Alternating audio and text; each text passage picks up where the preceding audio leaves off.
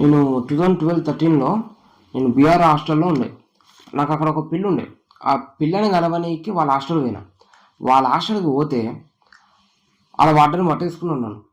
పట్టేసుకుంటే నిన్ను వదిలేస్తే కానీ ఆయన సినిమాలు డౌన్లోడ్ చేసి అన్నాడు. It's fact.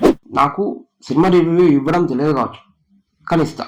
నాకు ఇలాంటి మూవీసే నచ్చుతాయి.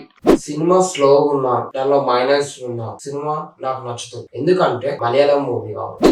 ఏంటండి అది? దాని సినిమా అంటారా అసలు? ఇంత స్లో ఉంది తెలుసా? వాహ్, ఇంత స్లో ఉంది సినిమా. అయినా నాకు నచ్చింది, ఎందుకంటే ఇది మలయాళం మూవీ కాబట్టి. ఈ సినిమాలో హై మూమెంట్స్ చాలా తక్కువ ఉంటాయి భయ్య. ఈ సినిమా చూస్తుంటే నాకు మనోడు ఎంత మంచి సినిమా తీసినా కానీ నాకు నచ్చదు. మలయాళం వారు ఎంత చెత్తగా కానీ నాకు నచ్చుతుంది భయ్య. ఈ సినిమాలో ఎమోషనల్ సాంగ్స్ ఉన్నాయి కానీ ఎమోషనల్ సీన్స్ లేవు భయ్య. ఈ సినిమాకి నేను ఇచ్చే రేటింగ్ 3 పొటాటోస్ భయ్య. ఒకవేళ మీరు కూడా ఈ సినిమా చూస్తుంటే ఎన్ని పొటాటోస్ ఇచ్చే వాళ్ళు కామెంట్ చేయండి. సబ్స్క్రైబ్ చేసుకోవచ్చు కదా.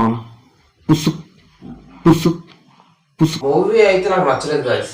నేను సినిమా లెక్క చూడను. ఎప్పుడో 300 years బ్యాక్ తీయాల్సిన మూవీ ఇప్పుడు తీసిండ్రు అనిపిస్తుంది భయ్య. సూపర్ భయ్య.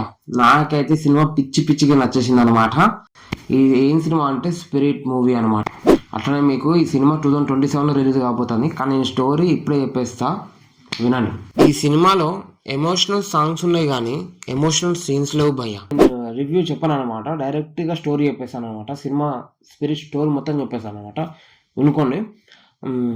స్పిరిట్ సినిమా వచ్చేసి ఒక దయ్యం సినిమా భయ్య. ఎందుకంటే స్పిరిట్ అంటే ఏంటి?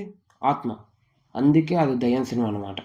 మీ అందరికీ పీచిగా నచ్చేసాను మీకు మస్తు. మీరైతే కొన్ని సీన్లు చూసి ఇట్లా జించ అందరూ పక్క థియేటర్ వెళ్ళి చూడాల్సిన సినిమా ఇది. అసలు సూపర్. అసలు సపరేట్ వాళ్ళు తయారు చేసి దాంట్లోకి మన అందరినీ తీసుకుపోతాడు, ఒక పాయిజన్ ఎక్కిస్తాడు మనకి. సినిమా చూస్తా, రివ్యూ ఇస్తా, కానీ నా రివ్యూ ఎలా ఉంటుందంటే సినిమాకి అస్సలు సంబంధం ఉండదు.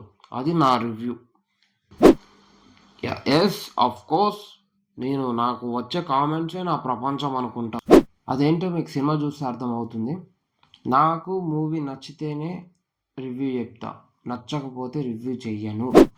అర్థం అవ్వుద్ది కానీ అర్థం కానట్టు ఉంటుంది. ముఖ్యంగా సినిమాలో క్యారెక్టర్స్ మిమ్మల్ని కనెక్ట్ అయ్యేలా వేస్తాయి. నాకు మూవీస్ని ఎయిట్ చేయడం తెలియదు, ఓన్లీ లవ్ చేయడం మాత్రమే తెలుసు.